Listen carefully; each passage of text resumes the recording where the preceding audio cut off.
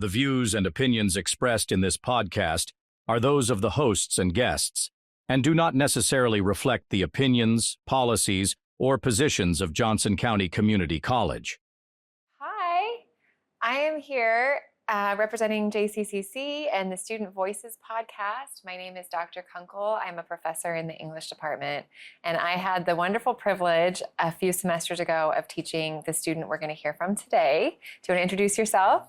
Hi, I'm Saad.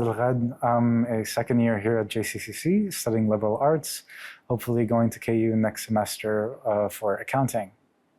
Wonderful, and congratulations on the KU acceptance. Thank you. So we're going to move through some questions, and I'm just really excited to hear your thoughts. We organized these kind of chronologically, so where you were before JCC, where you are here on campus, and then where you're headed. Yeah, I'm really excited to be here too, and JCC is wonderful. This is a wonderful opportunity. Thank you so much. Wonderful, thank you. All right, so we're going to go back in time and talk about your life before coming to JCCC as a student. So who were you in high school, and can you describe yourself then? Very awkward and quiet. I was in the literature course of my high school, mainly because I didn't want to take chemistry. I failed chemistry so many times. There were so many instances where I went to my professor's office, or my teacher's office, and I begged her to let me just pass this class, to no avail, and I got bumped down to literature. As well as that high school pushed me beyond my limits. We had roughly 15 exams a week, which was fun. Wow. And my favorite part had to be my senior year, which is when I got into the instrumental club and went back to music. I also, before I came to this, I went to the high school in the Middle East, which also didn't really work well with being queer. I'd say double life, it was a double life-esque lifestyle, and I'd say what got me to getting fed up with it would be after the year after I graduated from high school and trying to manage visa applications and a partner and my family life, and also at the time work as a waiter and as a teacher's assistant. Kind of took a toll on me and sort of drained me beyond with everything that I had until I came here, which was like a sigh of relief, almost like at first. It was wonderful. You said a double life, but almost split, right? Like you were kind of dividing between different roles. I had 2 sets of journals. One that keep the very good obedient guy, and then there was the I had written in on my personal diary cray lifestyle as a way to make it fun and that. But I call it a double life because I've split 2 versions of myself. Both of them not necessarily versions I kind of like keeping separate, and two versions I didn't quite like keeping separate, or enjoyed the energy and the time that went into it, because it didn't let me really have a life. I was stuck indoors. That's exhausting. Yeah, just balancing. It was a lot easier to do it when I didn't go out much. And it's not necessarily that I like the type of outings that I had, but at the same time, it was really drab. Okay. And you wrote about some of that when I had you in my Composition 1 class. And something else I learned about you from Composition 1, because we were talking about communities and different communities you were part of, was that you play violin. Yes. What has music meant to you over the years, and how are you creative now? So music, violin specifically, was my heart, my community. It was one of the main reasons I would leave the house. I was part of an orchestra, which felt like a family to me. The place I taught was basically translated to home of like the instrument. And my instructor specifically, both my high school music teacher and my violin instructor both gave me so much motivation and inspiration to keep going forward, to keep trying to do more, to discovering more and finding things I liked, even if there was a task that I found medial or boring or I just didn't want to do it. Specifically, Anne-Marie, my music teacher, she threatened to give me detention if I didn't at least audition for the instrumental club. And if I didn't, I wouldn't have gotten to do music here at JCCC with Johnson County Community College Chamber Orchestra. I'm currently on sabbatical for music, though. My violin has suffered some damage from my apartment. And for the last year, I've been writing poetry, but this year I've focused more on it.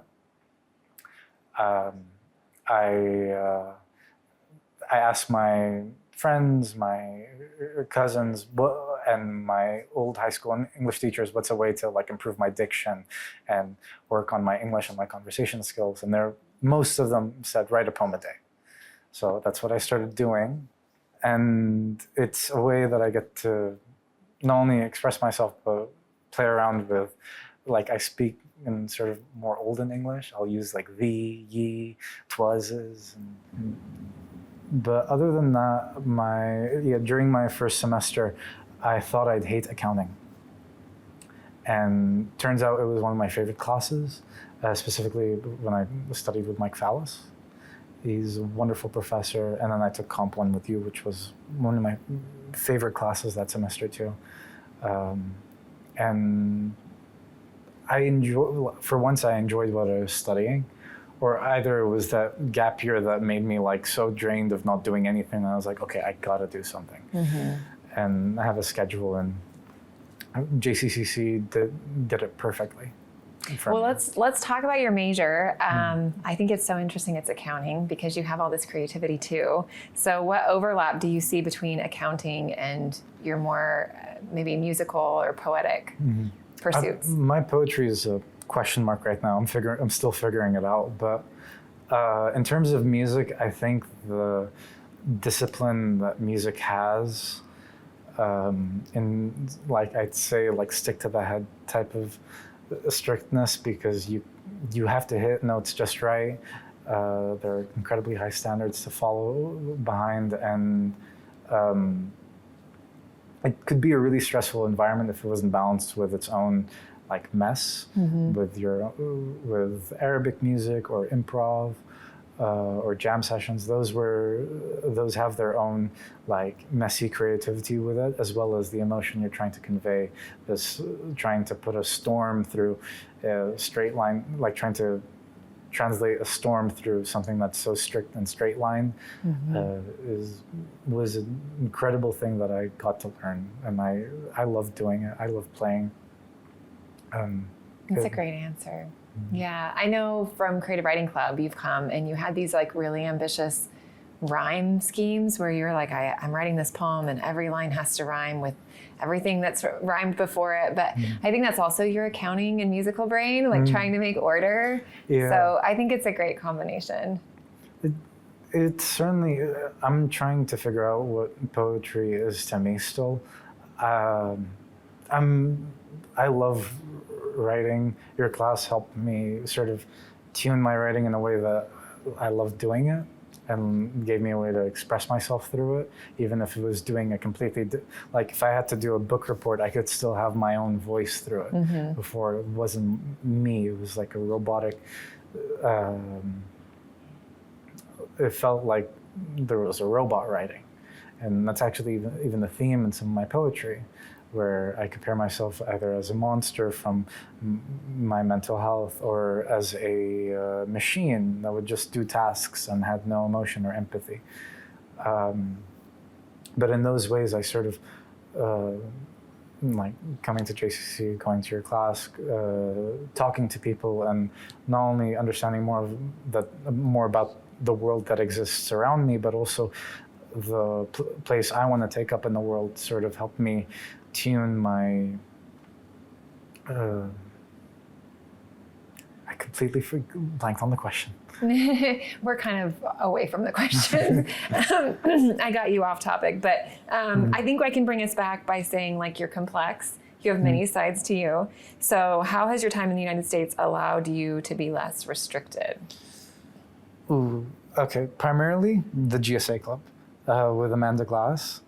That going to Rocky Horror Picture Show for the first time, being in the queer space for the first time, that was accepted and expressive, almost gave me a heart attack because I didn't know how to act, I didn't know how to talk, and there's also this weird intersectionality that I'm in where even though, yes, I'm maybe Arab and queer, I'm still proud of both sides. It's not that I'm going to hate one side but love the other, or vice versa. So I didn't know how to express that in my own way, or I didn't know if I was stuck on the idea of thinking, how am I going to express this in a way for other people to accept? I kept putting the lens on others instead of looking through myself, which took a minute for me, but I think I'm figuring out myself a bit better now. And as well, I haven't attended Pride yet, which I'm really disappointed. But this year, I hope to speak at my first Pride event, attending my first Pride event. That would be great to be a speaker at your first. Yeah. Also, Lawrence is very queer-coded too, which helped a lot more. I'm really happy that I got to live in Lawrence instead of living here in Johnson County, even though there's the 1 hour commute every morning, which I dread. But I get to sleep on the bus and I get to live in a place that's a lot more queer friendly. And the hosts event like Queer Prom that I attended in February of 2025, that was a blast. It was so much fun. And I wanted to attend this year, but I just barely missed it. Well, let's talk about KU, because you are going there with a scholarship. Congratulations. Yes. Thank you so much. So what does the future look like for you? What do you predict or hope for yourself after JCCC?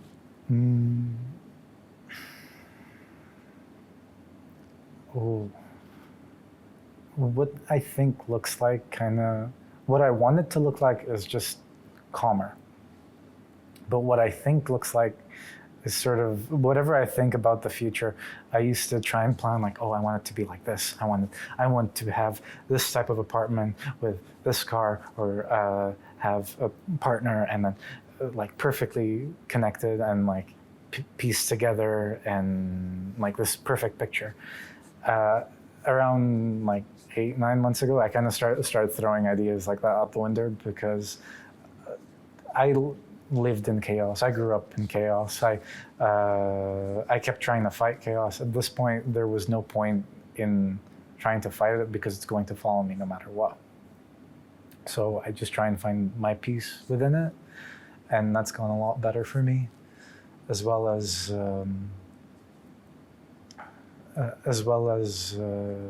just making sure that I have myself a moment to catch my breath every day. It gets annoying. It gets frustrating at times. Sometimes, some days it is hard to get out of bed. And God knows this year began with an amazing start for me. But I'm hopeful, and that's really all that matters to me right now. If I try and plan anything, I'm going to get disappointed that it doesn't go through or I fail at it. But what I could do is just enjoy my small wins, celebrate the big ones when I do get them, and just keep pushing forward along the way. I like the word calm. You sounded really calm as you said that. So to have something in the distance that helps you see it as a safe, good place. So what will you remember about JCCC? And how would you describe the student community to someone who's considering attending here? 5 main professors, Dr. Kunkel, of course, Dr. Abdul Lin of my world religions class, is actually helping me with something that I've been dealing with for a really long time. Thank you so much. Mike Fallis, Dan Owens, and Mike Fallis, Dan Owens, and Kevin Leake. And there are so many professors. I could make a whole list of professors that have had an impact on me and teachers, because those are the people that helped me shape into the person that I want to be the most. The most memorable thing about JCCC, though, that I'll probably keep is every single moment I walked into either the CoLab or the student lounge or just any event, and then I saw that there's a table of free food, and I just grabbed that. That is by far like the best days of my entire life. I don't even think like coming to America was a great day, but it does not top days like that. This is a good place for free food. Oh, this is a fantastic place. I just sometimes I'll like waltz in and I'll look around and be like, is there an event here? I could have sworn.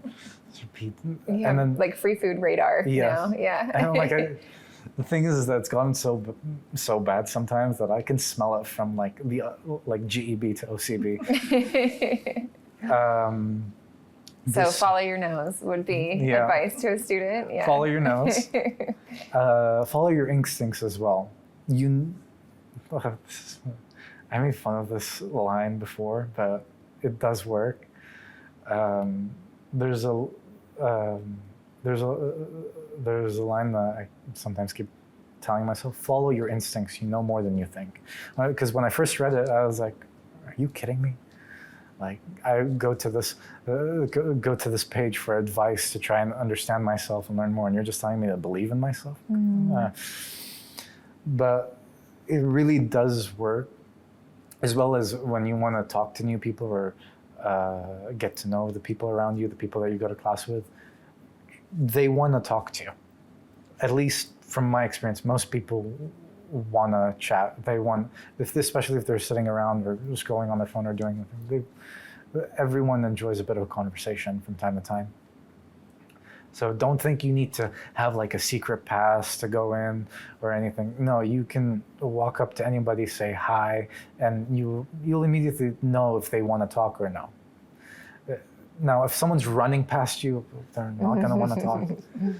But most people here, even the professors too, like I've had conversations with you before and after class. And the same thing with Dr. Aptel, and everyone on campus is extremely friendly and inviting and welcoming. It's like a home away from home. There's like the awkwardness factor is brought down so much. It's easy to converse with everyone around here. It's wonderful to hear that. Well, thank you so much for this conversation. This was wonderful. And I hope we can stay in touch for a long time and I can hear more of your poetry and follow your success at KU. Oh, fingers crossed. It grows. Thank you so much. This was wonderful. Thank you.